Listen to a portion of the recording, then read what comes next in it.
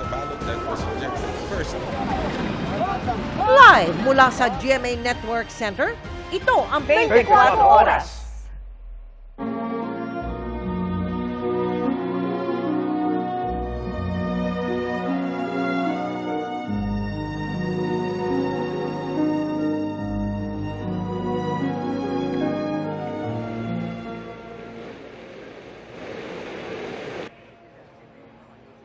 Live nakuha yan sa St. Peter's Square sa Vatican City, kung saan patuloy na bumubuhos sa mga Katoliko, kasunod ng pagpanaw ni Pope Francis. Isa lang yan sa kabi-kabila ng pagpupugay sa tinaguriang People's Pope sa buong mundo, kabilang dito sa Pilipinas. Lahat ng yan, pati ang pagbabalik tanaw sa mga alaala ni Pope Francis, tunghayan buong gabi rito sa 24 Oras. Nagluluksa nga ang halos buong mundo, lalo ang milyong-milyong Katoliko, dahil sa pagpanaw ni Pope Francis sa edad na 88. Isang araw yan matapos ang pagharap sa publiko ng tinaguriang People's Pope para po sa paggunita sa Linggo ng Pagkabuhay. Bakas man na may iniinda, naging magiliw ang Santo Papa sa mga nag-abang sa kanya at naghanda pa ng mensahe ng kapayapaan para sa lahat. Nakatutok si Maki Pulido. Cari fratelli e sorelle, buona Pasqua. Hirap pa, pero bumati pa rin si Pope Francis sa libu-libong dumalo sa Easter Sunday Mass. Espiritu Santo. Amen. At umikot sakay ng Pope Mobile para malapitan ang mga dumalo. Ito na pala ang huling pagkakataong makikita siya ng publiko sa St. Peter's Basilica sa Vatican City. Kanina, Carissimi fratelli e sorelle, con profondo dolore devo annunciare la morte del nostro Santo Padre Francesco. inanunsyo sa isang video statement ang pagpanaw ni Pope Francis sa edad na 88, pasado alas 7 ng umaga, oras sa Vatican. Ci ha insegnato a vivere i valori del Vangelo con fedeltà, coraggio e amore universale, in modo particolare a favore dei più poveri ed emarginati. Bago ang pagpanaw ng tinaguriang People's Pope, mahigit 5 linggong nakipaglaban sa sakit na double pneumonia si Pope Francis. Nakarecover siya kamakailan at nagpasalamat pa sa lahat ng nagdasal sa kanyang paggaling. Kabilang naman sa huli niyang naharap noong araw ng pagpanaw ay si US Vice President J.D. Vance. Hello. So good to see you. Sa huli niyang pagharap sa Vatican, mensahe ng kapayapaan pa rin ang inihanda niya, bagamat binasa na lang ng kanyang aide dahil hirap ng huminga. Panawagan niya, ceasefire sa Gaza at kapayapaan sa Ukraine na nakikipaggera sa Russia. Para sa GMA Integrated News, Maki Pulido, nakatutok, 24 oras. Hindi nakakagulat ang buhos ng pagmamahal kay Pope Francis na binansagang People's Pope dahil sa inclusive na pamumuno. Hindi siya namimili ng mga taong itataguyod anuman ang rehiyon, kasarian at paniniwala. At sa pagbisita nga sa Pilipinas, sinikap niyang dumayo sa probinsya para magpalakas ng loob sa mga sinalanta noon ng Bagyong Yolanda. Balikan natin ang mga alaalang iniwan niya sa pagtutok ni Mariz Umali.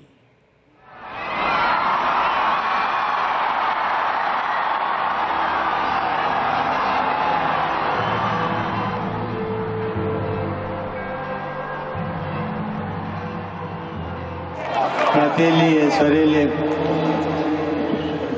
vi lascio grazie tante dell'accoglienza.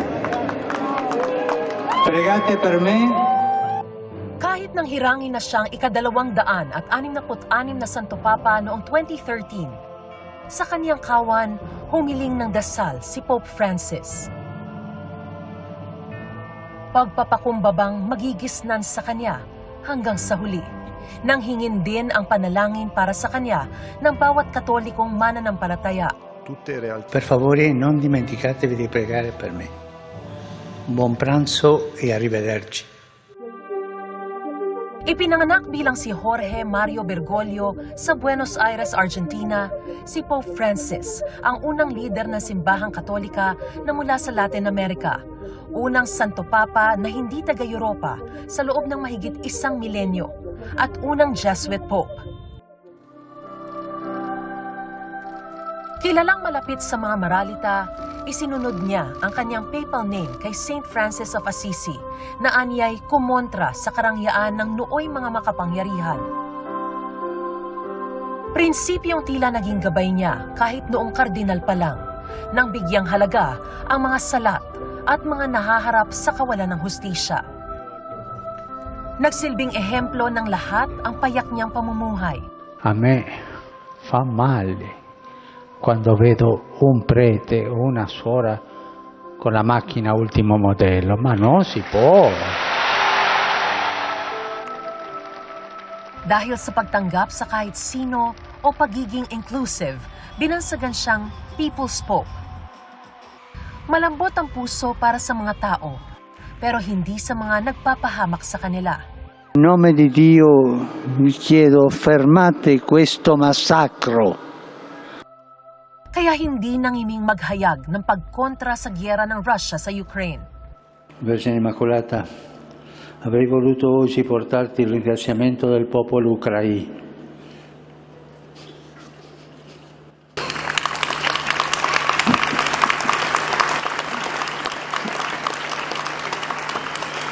Popolo ucraino, per la pace che da tempo chiediamo al Signore.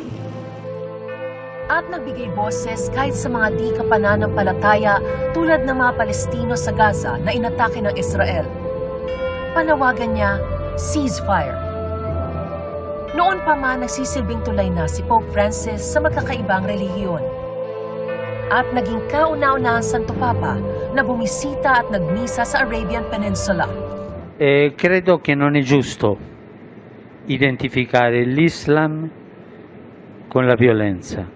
Questo non è giusto e non è vero. Ho avuto un dialogo lungo. Sa 11 taon, lumipad siya sa mahigit 50 bansa para sa kanyang apostolic journey. Kabilang ang Pilipinas, kung saan nasaksihan ang largest papal crowd sa kasaysayan ng mundo nang daluhan ng hanggang 7 milyon ang kanyang misa na umapaw hanggang sa mga palibot na kalsada ng Luneta. Thank you very much. Maraming salamat po. Sa pagtitipong ito, na isa rin sa pinakamalaki sa kasaysayan ng Pilipinas, hindi nagpatinag sa ulan ang debosyon ng mga dumalo. Pero dinarayo man, pinili pa rin ang Santo Papa na siya naman ang lumapit sa mga hindi kayang tanawin siya. Tulad ng maraming Tagalete na bumabangon pa ng noon sa hagupit ng bagyong Yolanda. Ang personal niyang pagkumusta sa lagay nila naging isang simbolo ng pag-asa at pagbangon. Kaya hindi na marahil katakataka kung isa si Pope Francis sa mga hindi malilimot na Santo Papa. Iiwan niya ang Vatican matapos ang mahigit 11 taong pamumuno sa simbahang Katolika. Pero hindi ang puso at isipan ng marami, anuman ang pananampalataya. Para sa GMA Integrated News, Mariz Umali nakatutok, 24 oras. Kamustahin naman natin ang sitwasyon sa St. Peter's Square sa Vatican kung saan nagtipon ang ilang Katoliko kasunod ng anunsyo ng pagpanaw ni Pope Francis. At nakatutok doon live si GMA Integrated News stringer Pia Gonzalez Abukay. Pia. Magandang umaga sa inyo mga kapuso at tulad po ng nakikita natin ngayong araw na ito, nagluluksa ang buong mundo dahil sa gumulat sa ating balita kaninang umaga dito, alas 7:35 ng umaga, Italy time, ukol nga sa pagpanaw ng ating pinakamamahal na Santo Padre.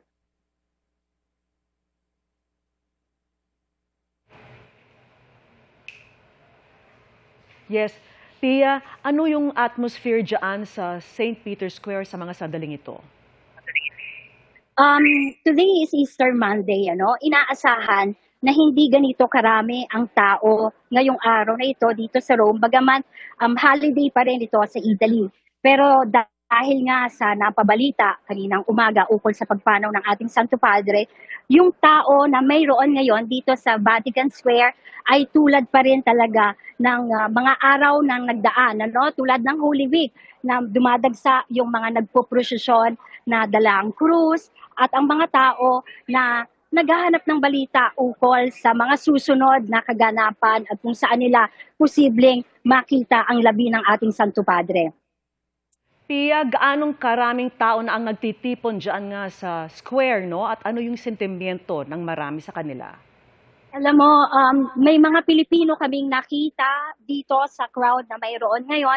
Talagang ramdam nila yung lungkot dahil ilang araw nilang nasubaybayan ang pag-appear ni Pope Francis sa publiko during Lenten period. Kaya inaasahan nila at ng maraming Katoliko at maraming mananampalataya na magtutuloy-tuloy na ang paggaling ng ating Santo Padre. Kaya lahat talaga ay nagulat, may mga umiiyak, may mga dala ang Santo Rosario, ang Holy Rosary, at patuloy na nagdadasal. At marami rin umaasa na sana fake news din itong lumabas na ito. Pero unfortunately, hindi na siya fake news at ito ay isang totoong balita na bumulat sa atin sa buong mundo. Pia, paano nila ipinapahiwatig yung kanilang pagluluksa dito sa pagpanaw ng ating mahal na Santo Papa? Alam mo, maraming mga umiiyak at talagang nalulungkot kasi since nakita nila kahapon si Pope Francis na dumungaw doon sa bintana, inaasahan din nila na makikita si Pope Francis. Ngayon, hopefully, ini-expect nila ng marami sa kanila ay dudungaw si Pope Francis para si Angelus. Pero ang natanggap na lang at nang narinig na lang ng mga mananampalatayang dumagsa ngayon dito sa Vatican Square ay ang kalembang ng St. Peter's na nagtagal siya ng 15 minutes, magmula alas 12 hanggang alas 12:15 dito sa Roma. Narinig na yung dire-diretsong kalembang ng St. Peter's Basilica. Yes. Pia, umaga pa lang dyan ngayon, may mga anunsyo na ba ang church authorities o kahit yung Italian authorities sa mga susunod na magaganap sa Vatican? Iyon nga din ang ating patuloy na binabantayan, tinututukan at sa kasalukuyan wala pang official statement mula sa Vatican o kaya sa Italian authority ukol sa mga kaganapan sa susunod na oras. Hindi pa natin alam kung saan magkakaroon ng public viewing at kung saan makikita ng mga libu-libong mananampalataya ang labi ng ating mahal na Santo Padre. Patuloy tayong nakatutok diyan at inaasahang maglalabas sila ng mga official statements sa mga susunod na oras. Pia, kamusta naman yung Filipino community dyan? May natatanaw ka na bang mga Pinoy? Oo, marami na mga Pilipino na nandito sa crowd. At ayun na nga, sabi nila kanina, alam mo ba na namatay na ang ating Santo Padre? Actually, marami sa mga nandito sa St. Peter's Square ay inaasahan nga ang muling pag-appear ni Pope Francis. Kaya yung balita is nalaman din nila mismo sa kanilang mga telepono at sa mga tao mismo biglang bumalik. May mga nag-cancel pa nga ng flight dahil supposed to be karamihan ay magbabalikan na bilang turista sa kanilang countries dahil tapos na nga ang bakasyon. Pero marami ang minabuti pa nilang manatili pa ulit ng isang araw at umaasang masisilayan ang labi ng ating Santo Padre. Maraming mga Pilipino rin na nasa crowd ngayong oras na ito na nasa Vatican Square at inaasahang makakakuha rin ng announcement sa mga susunod na kaganapan kung saan nga makikita ang labi ng ating mahal na Santo Padre. Sige Pia, antabayanan natin ang iba pa mga updates. Yan po si GMA Integrated News Stringer Pia Gonzalez Abukay. Maraming salamat sa iyo.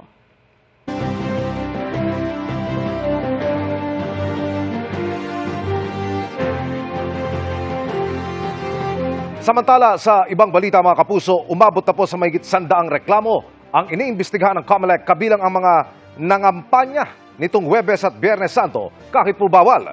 Dagdag pa riyan ang pamimigay umano ng isang kandidato ng cash card sa mga botante sa Quezon City. Nakatutok si Sandra Aguinaldo. Isang local candidate ng Quezon City ang iniimbestigahan ng Commission on Elections o COMELEC dahil sa posibleng pamimili ng boto.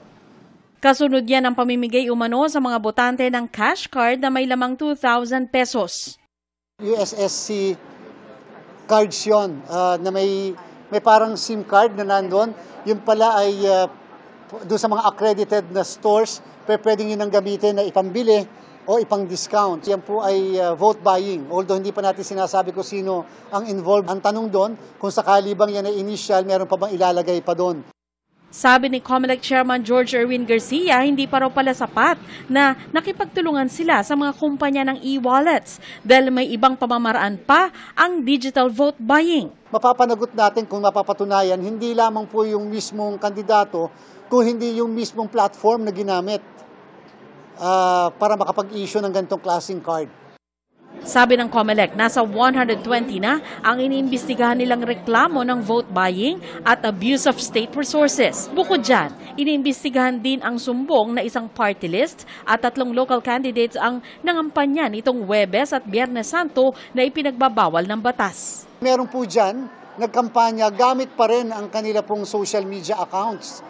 So ibig sabihin, pangangampanya pa rin po yan. Hindi pa rin sila tumigil sa pagkakampanya. Dahil po dyan, kasama po yan sa iimbestigahan at i-issuehan din ng show cause order.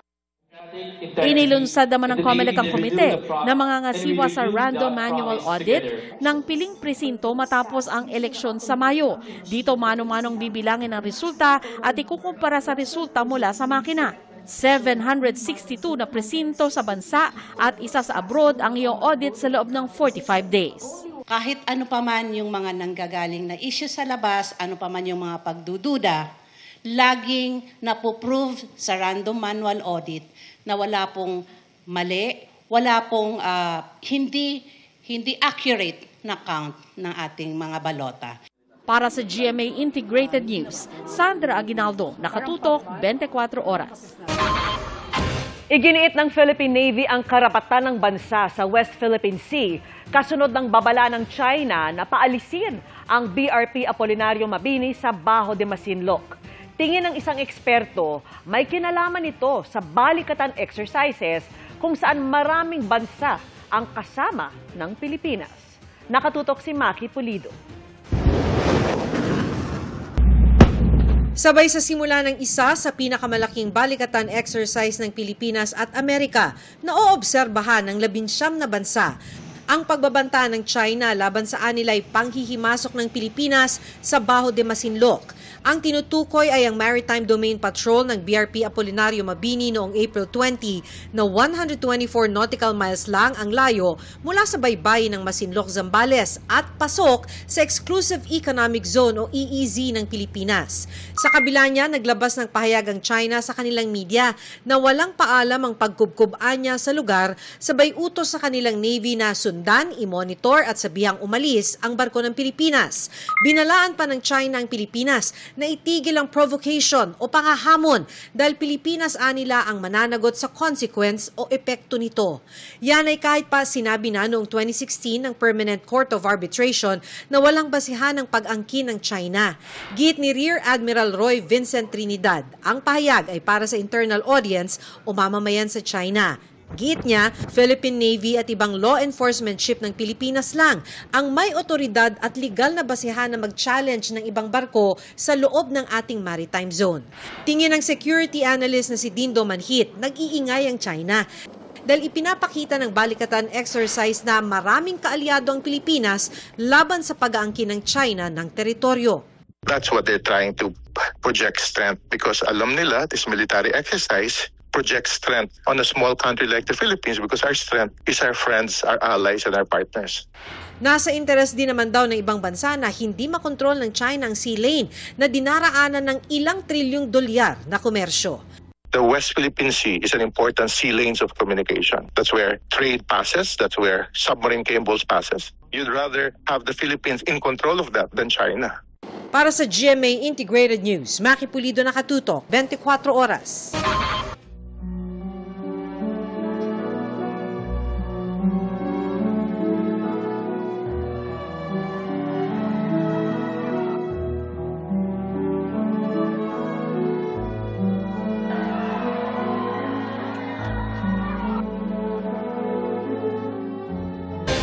Libo-libong sundalong Pilipino at Amerikano ang lalahok sa pagsisimula ng Balikatan Joint Military Exercises ngayong taon. Kabilang sa mga unang dineploy para sa naturang pagsasanay, ang Nemesis Mobile Anti-Ship Missile System ng Amerika na iiwan din dito sa bansa. Nakatutok si Chino Gaston.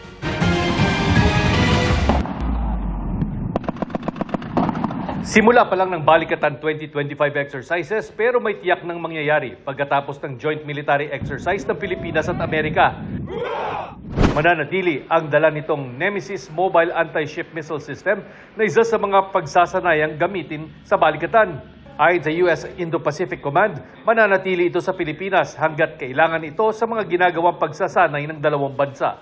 Ayon sa AFP, kaya umabot ng missile nito ng hanggang 200 kilometro. Dagdag yan sa Typhoon Medium Range Capability Missiles ng Amerika na matagal nang nasa bansa at kaya namang umabot sa bahagi ng China. Narito rin ang High Mobility Artillery Rocket System o HIMARS. Maide-deploy ang mga missile system sa Northern Luzon bilang bahagi ng mga gagawing full-scale battle training para idepensa ang teritoryo ng bansa. Things like the Navy Marine Expeditionary Ship Interdiction System.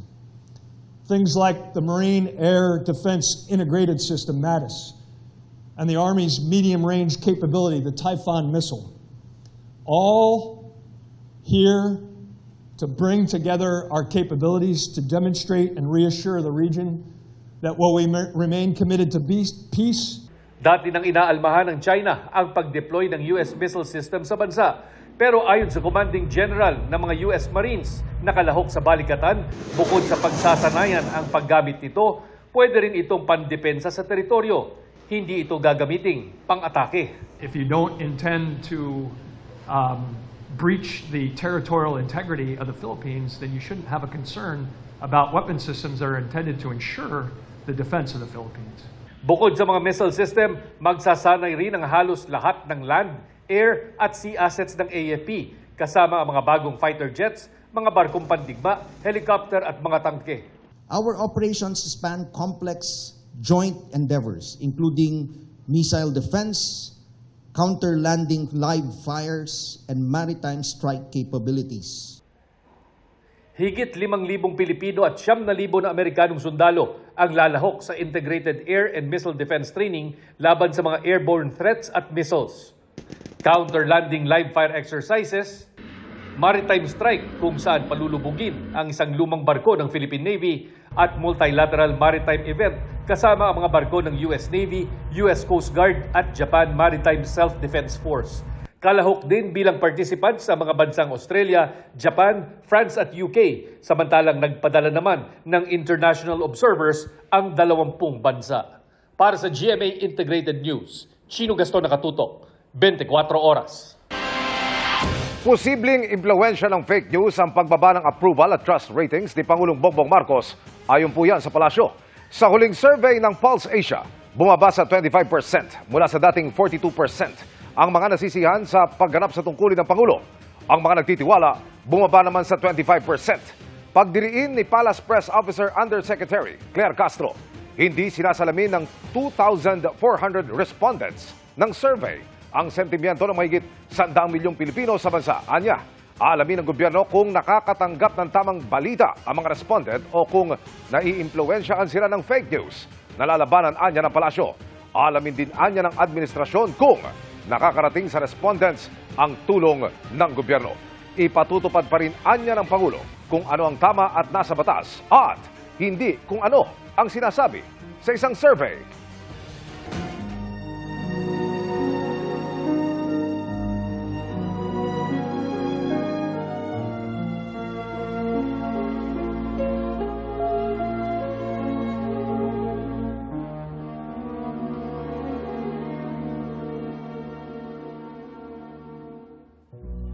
Hindi lang simpleng kaso ng kidnap for ransom ang nangyaring pagdukot at pagpaslang sa negosyanteng si Anson Ke at kanyang driver.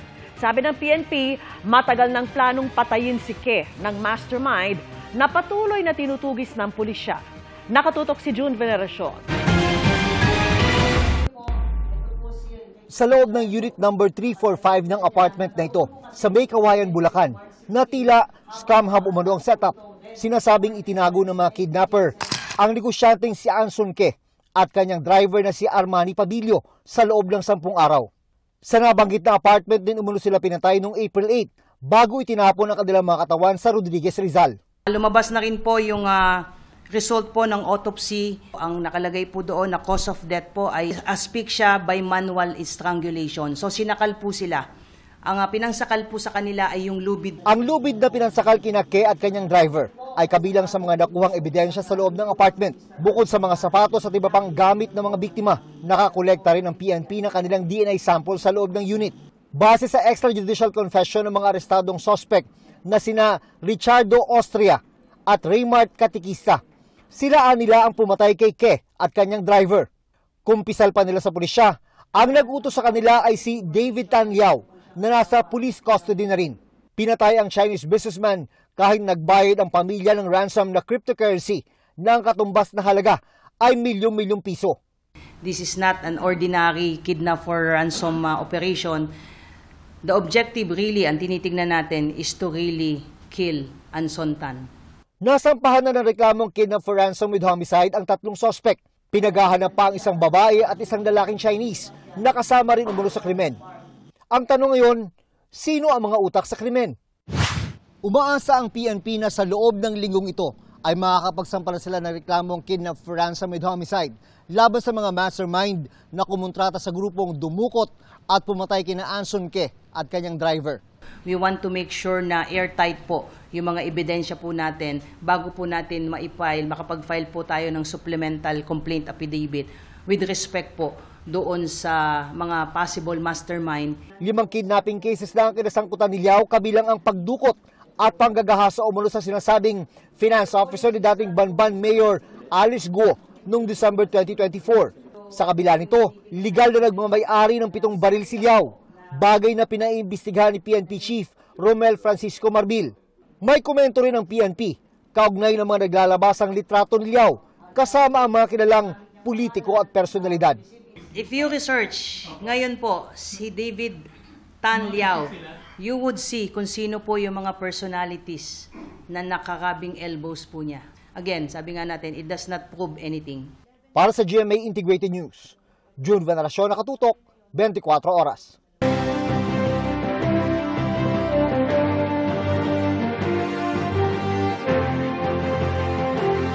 Inilabas ng social weather stations ang resulta ng kanilang voter preference for senator survey na ginawa po ngayong Abril. Nakatutok si Mariz Umali. Sa social weather station survey na kinumisyon ng Strat-based consultancy, 12 pangalan ang nasa listahan ng mga posibleng manalong senador sa eleksyon 2025.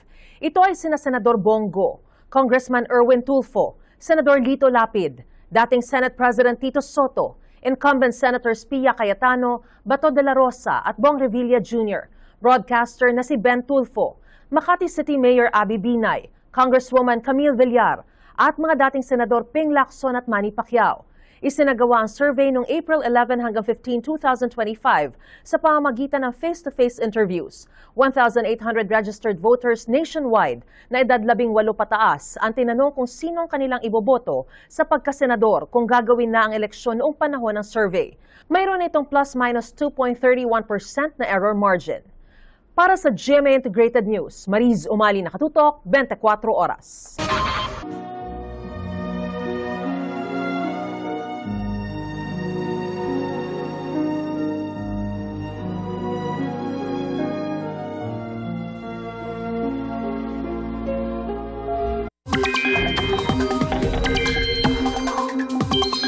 Mga kapuso, magpapatuloy ang matinding init sa halos buong bansa pero may ilang lugar ding uulanin.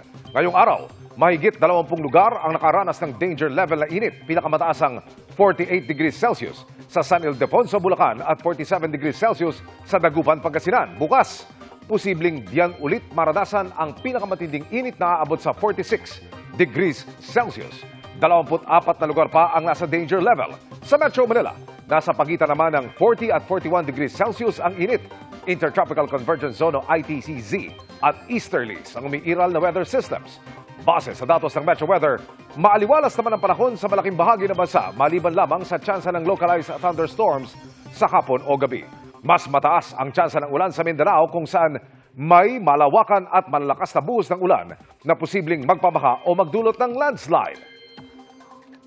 Samantala, pinagpapaliwanag ng Department of Agriculture ang mga retailer na hindi pa rin sumusunod sa maximum suggested retail price sa bigas at karneng baboy kahit mahigit 1 buwan na mula nang ipatupad ito. Nakatutok si Bernadette Reyes. Sa pag-iikot ng mga opisyal ng Department of Agriculture kanina sa Marikina Public Market, nakitang marami pa rin ang hindi nakasunod sa maximum suggested retail price na 350 pesos kada kilo sa kasim at pigi at 380 pesos sa liempo. Mula nang magpatupad ng maximum SRP sa baboy noong March 10, nasa 20% pa lang o isa sa kada 5 retailers sa Metro Manila ang nakakasunod dito. Dito nga sa Marikina Public Market, umaabot pa hanggang 430 pesos ang kada kilo ng liempo. Hanggang 400 pesos naman ang kada kilo ng kasim at pigi. Ang mga nagbebenta ng lagpas sa MSRP, padadalhan ng notice to explain. Meron po tayong mga stalls na hindi po makapag-comply dahil nga po yung sinasabi nila, humahango lang din naman sila dito rin sa mga biyahero, dealer. Dapat ang tanongin muna nila dyan yung taga-farmers tapos yung dealer po. Bago po kami kasi kami yung mahango lang po kami. Wala po. Kung meron po, bakit hindi kami kukuha doon? Masakit po sa amin kasi hindi naman po ganun kami kataas magbigay eh. Nagtutulungan na ang Food Terminal Incorporated, isang government-owned and controlled corporation at isang pribadong kumpanya upang makapag-supply ng karning baboy sa mga retailers sa mas abot kayang presyo. Tinitrace po natin yung from the farm, yung mga inputs nila, then pagpasa sa mga biyahero, pagpasa sa slaughterhouse, hanggang sa wholesaler, retailer. Anything above 230 is profiteering na. Dahil yung dahilan lang naman nila is gusto nila makabawi sa mga lugi nung ASF time. Maging imported na bigas na tinakda sa 45 pesos kada kilo ang MSRP, umaabot sa 49 hanggang 52 pesos sa ilang pwesto. Kaya pati ang ilang retailer ng bigas padadalhan ng notice to explain. May other expenses din naman kami besides the rent, gasoline, toll, and all other. Siyempre po, kasi maraming factors po, ma'am. Yung operating cost ng tindahan namin ay hindi po sumasapat. Kadalasan po break-even. We will be talking again with the Intercity. Ano tong naririnig natin na pagtaas na naman, and ang dami nga natin bigas ngayon eh. So parang hindi natin makita asan yung reason why kailangan magtaas sila ng presyo ng imported. Para sa GMA Integrated News, Bernadette Reyes, nakatutok 24 oras.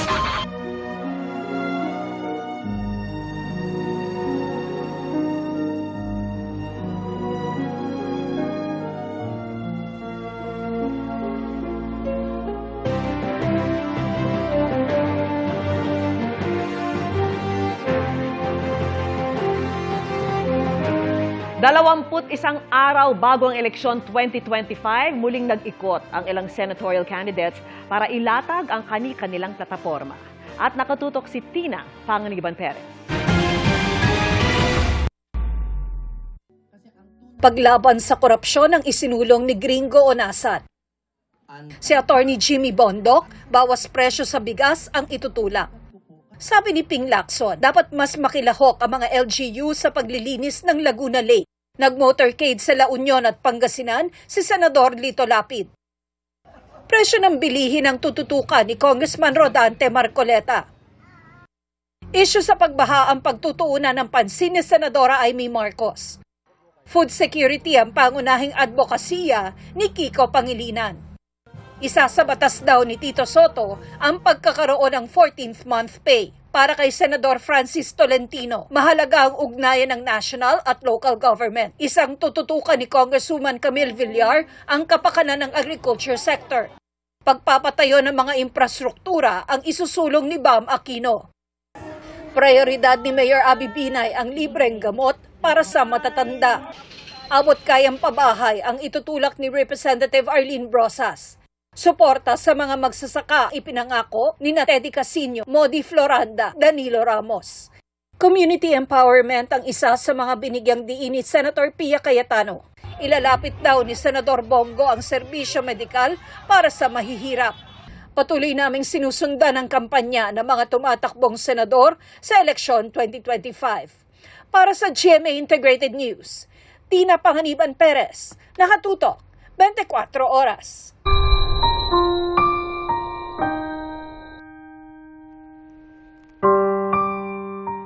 Lalo namang bumuhos ang pakikiramay para sa nag-iisang superstar na si Nora Honor ngayong huling gabi na ng kanyang burol. Kabilang sa mga nakiramay si Pangulong Bongbong Marcos. Nakatutok live si Aubrey Carampel. Aubrey? Patuloy ang pagdating ng mga nakikiramay dito sa huling gabi ng burol ng yumaong National Artist for Film and Broadcast Arts at nag-iisang superstar na si Nora Honor.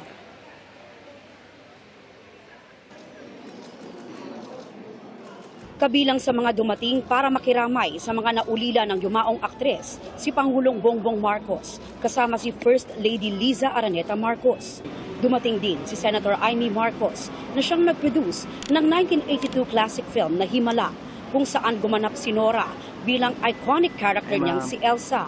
Nakiramay din sa pamilya ni Ate Guy ang Kapuso TV host na si Boy Abunda na isa raw certified Noranian. Sa kanyang programang Fast Talk with Boy Abunda, nakapanayam ni Tito Boy ang 5 anak ng superstar na sina Lotlot, Ian, Matet, Kiko at Kenneth. Emosyonal na inalala ni Tito Boy ang idolo at matalik na kaibigan. Para sa isang tagahanga, she'll always be the greatest actor Philippine cinema has produced. She was big. She was huge. In everything. And the only way para sa akin to understand the phenomenon that was Nora Honor was to love her.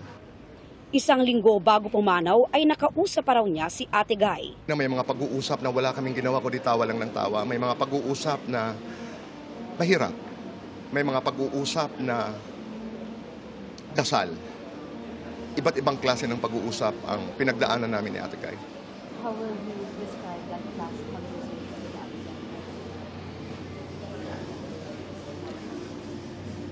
Meaningful. Lagi naman ang pag-uusap namin ni Ate Guy ay napakalalim ng mga ibig sabihin. Inalala rin ng aktres na si Cheryl Cruz si Ate Guy. Kababata raw niya ang mga anak ni Ate Guy na nakasama niya rin sa ilang proyekto. Nahuli raw niyang nakita sa set ng Kapuso Afternoon Prime series na Lilet Matias, Attorney at Law. She's a very warm and funny person kasi pag pumupunta sa shooting set, yung mga fans niya na mga yaya namin sa bahay namin, nakikipagkuha talaga siya ng mga pictures. She's very down to earth. Ganon din siya sa lahat ng mga minamahal niyang mga fans. Tapos nun, she has a very beautiful voice na magandang pakinggan, paulit-ulit, hindi nakakasawa. Ang veteranang aktres na si Boots Anson Rodrigo gusto raw sariwain ang magandang alaala ni Ate Guy. We want to celebrate her life because it was quite an exciting, colorful, glorious, meaningful life. Kumari ko po si Nora, inaanak ko po si Ian. Narito rin ang aktor na si Tirso Cruz III na kanyang former love team. Ilan din sa mga nakiramay, si GMA Network Officer in Charge for Entertainment Group, Cheryl Ching-Si, Rochelle Pangilinan, Judy Ann Santos at Ryan Agoncillo, at National Artist for Film and Broadcast Arts, Ricky Lee, na nakatakdaring magsalita sa tribute program bukas para sa aktres sa Metropolitan Theater. Dumating na rin dito si dating Pangulong Joseph Estrada kasama ang mga anak na sina Jinggoy Estrada at Jude Ejercito. Nagkaroon ng misa kanina at magkakaroon din ng eulogy mula sa mga kaibigan at pamilya para sariwain ang alaala ng nag-iisang superstar ng Philippine showbiz. Bukas ay magkakaroon din ng necrological tribute para sa pambansang alagad ng sining sa libingan ng mga bayani. Yan muna ang latest mula dito sa Heritage Park sa Taguig. Iya. Maraming salamat, Aubrey Carampel.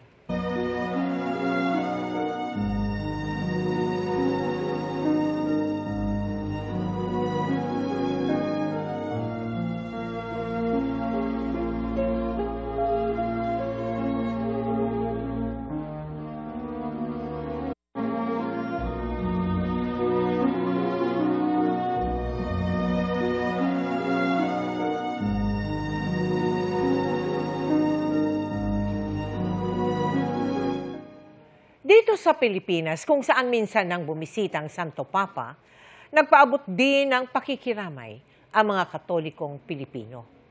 Sa Manila Cathedral at iba pang simbahan, nagpatunog ng kampana bilang pag-alala sa papacy ni Pope Francis o kilala rin sa tawag ng mga Pinoy na Lolo Kiko. At live mula doon, nakatutok si Mark Salazar. Mark? Pasado alas 4 ng hapon, pinatunog ang kampana ng mga simbahan sa pangunguna ng Manila Cathedral.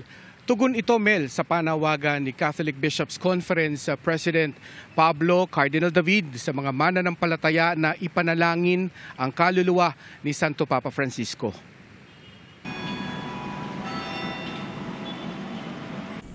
Sa batingaw ng kampana ng Manila Cathedral, siya ring pagdating ng mga mananampalataya upang ipanalangin ang kaluluwa ng Santo Papa.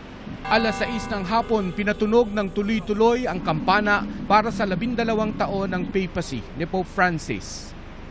Sa loob ng cathedral, naglaan ng chapel para sa mga magsisindi ng kandila at mag-aalay ng panalangin para sa Santo Papa. Mas malalim at personal para kay Father Viel Bautista ang pagpanaw ni Pope Francis.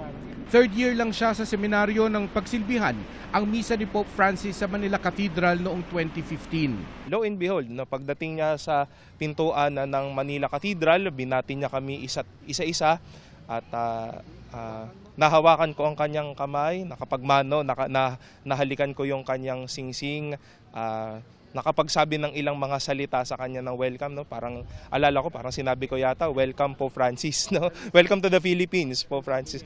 Tumungo lang siya, no? Lang siya dahil marahil hindi niya alam ano sasabihin, no? Pero yan, nakita ko siya mismo sa harapan ko. Vice Rector ng Manila Cathedral si Father Viel at isa siya sa abala sa paghahanda ng magiging aktibidad ng cathedral sa mga susunod na araw ng pagluluksa. Bukas po sa ganap na ika-10 ng umaga, meron po kasing annual Easter gathering si Cardinal, ang mga pari po at ang mga parish staff ng Archdiocese of Manila. At gaganapin na din po sa misang yun yung ating pong pag-alala sa kanyang paglilingkod o ministry bilang Santo Papa. Ito po ay dadaluhan o pangungunahan ni Cardinal Joe Advinculang, Archbishop po ng Maynila. Mananatiling bukas ang Manila Cathedral hanggang alas 7 para sa vigil. Nakikiramay naman si Pangulong Bongbong Marcos kay Lolo Kiko. Aalalahanin daw si Pope Francis na mga Pilipino bilang Papa na binigyang halaga ang mga nasa laylayan ng lipunan at unahin ang pagpapalaganap ng Ebanghelyo.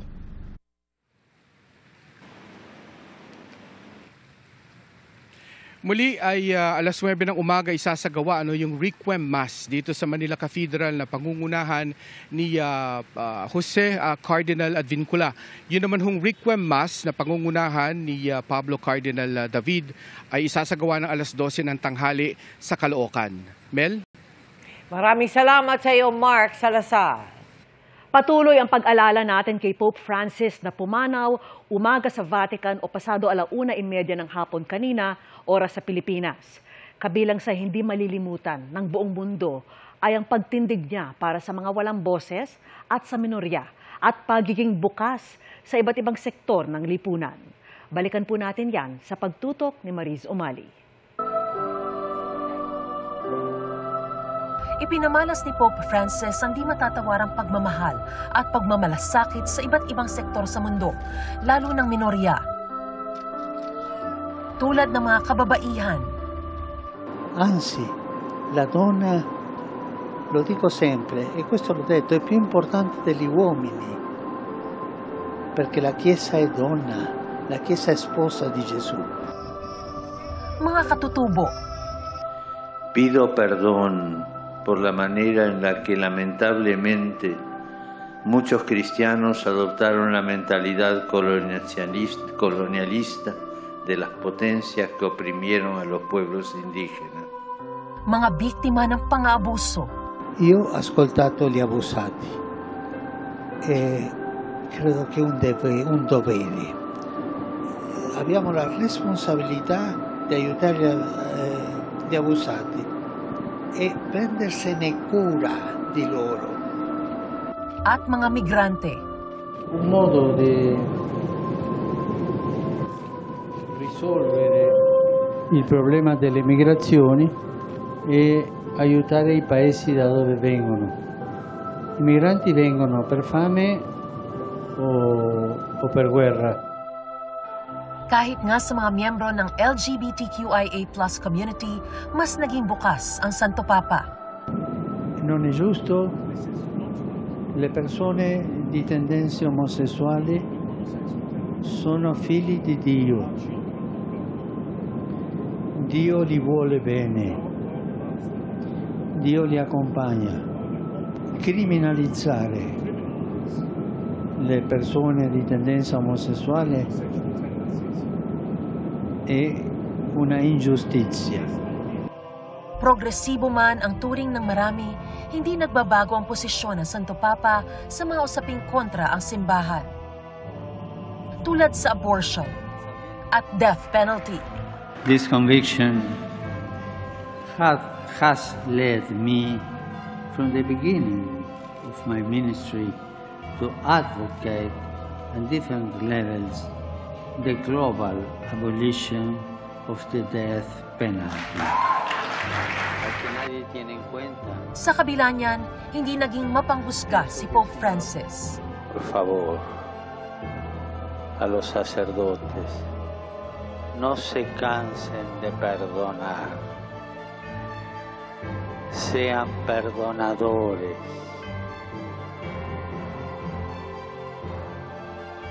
No se cansen de perdonar, como lo hacía Jesús.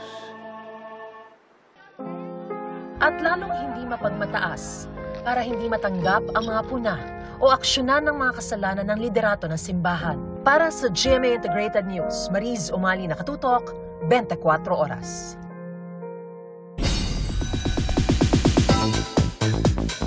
Mapapanood na soon ang pinakamagandang laban sa telebisyon, ang upcoming revenge drama series na Beauty Empire. Pumirma na ng kontrata para dyan ng GMA Network, Creation Studios at View Philippines. Kilalanin ang powerhouse cast sa chika ni Aubrey Carampel. Beauty, power, ambition, and revenge. Diyan iikot ang kwento ng upcoming Kapuso drama series na Beauty Empire na pagbibidahan ni na Kapuso primetime princess Barbie Forteza.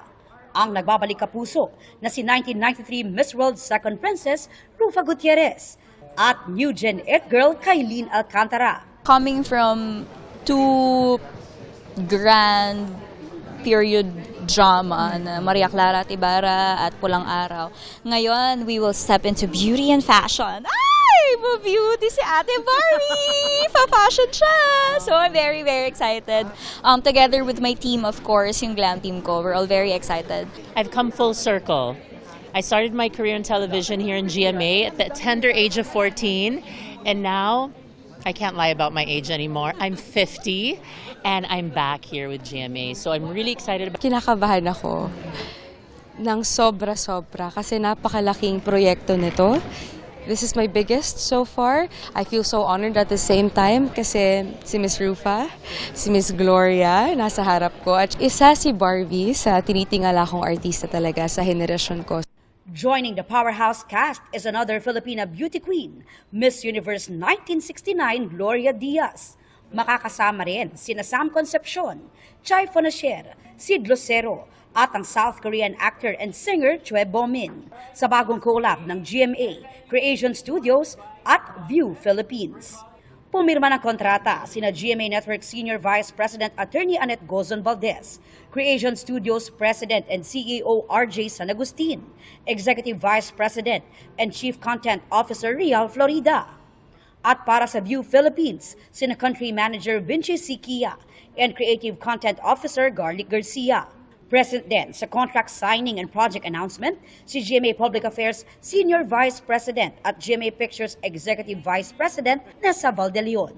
Naisipan natin na gumawa ng Beauty Empire para mapakita yung mga millions of Filipinos who earn their living on these platforms and to show na to have these artists be their inspiration na aasenso sila sa buhay. On behalf of Croatian Studios, we would like to express our gratitude to our partners, GMA7 and View, for this incredible collaboration. And it's truly inspiring to sit alongside some of the best creatives and industry leaders, individuals who share the same passion. View Philippines, we've always been about bringing the best of premium Asian content. There's no reason why Filipino content shouldn't be part of that conversation. Bringing the three powerhouse companies together to create a fantastic show that is not your ordinary kind of beauty show. Because with this show, we have a chance to redefine what beauty means and what it looks like. Ang pinakamagandang laban sa telebisyon magsisimula na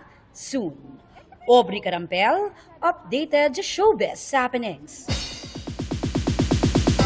And that's my chika this Monday night. Ako po si Iya Arellano. Miss Mel, Miss Vicky, Emil.